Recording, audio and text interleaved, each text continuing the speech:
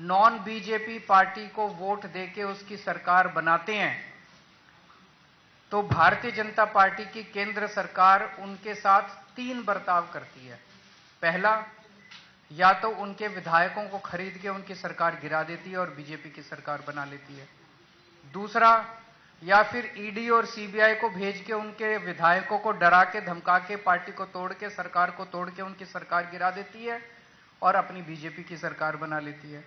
और तीसरा, अगर ना बिकें ना टूटें तो फिर अध्यादेश लाके, ऑर्डिनेंस लाके गवर्नर के जरिए उनको काम नहीं करने दिया जाता। ये देश के लिए बहुत खतरनाक स्थिति है और मैं समझता हूं महाराष्ट्र के अंदर आप सब लोग इसके भुक्तभोगी हैं। हमने कुछ महीने पहले देखा कि यहाँ पे किस तरह से जनता के द्वारा चुनी गई सरकार को किस तरह से ईडी के द्वारा, सीबीआई के द्वारा, पैसों के द्वारा तोड़ के, एमएलएस को तोड़ के और पूरी सरकार को गिरा दिया गया। ये देश के लिए अच्छी परिस्थिति नहीं है कि अगर केंद्र सरकार, अगर उन्होंने मैसेज दिया है कि अगर कोई बीजेपी को वोट नहीं देगा, बीजेपी की सरकार नहीं बनाएगा, तो हम सरकार चलने नहीं देंगे या सरकार तोड़ देंगे। ये देश के लिए बहुत खतरनाक स्थिति है। तो हम पूरे देश के लोगों के पास जा रहे हैं, लोगों को जोड़ रहे हैं। लोग पूछते हैं ये विपक्ष की एकता है क्या?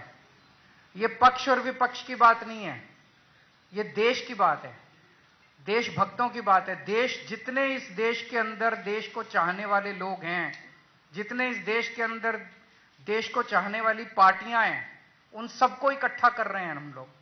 तो जितने देश को कोई देश को चाहने वाला व्यक्ति ये नहीं बोल सकता कि भाई इस तरह से चुनी हुई सरकारों को तोड़ के, खरीद के, अध्यादेश जारी करके काम ना करने दिया जाए।